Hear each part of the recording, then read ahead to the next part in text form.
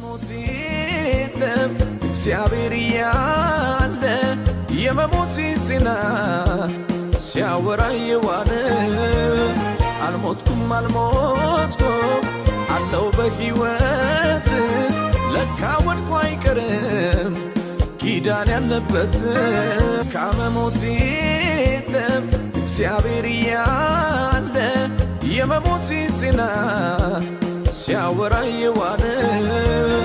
አልሞትኩም አለው በሕይወት ለካ ወድቆ አይቀርም ኪዳን ያለበት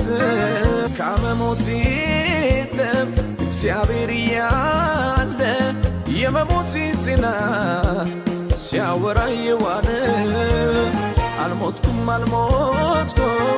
አለው በሕይወት ለካ ወድቆ አይቀርም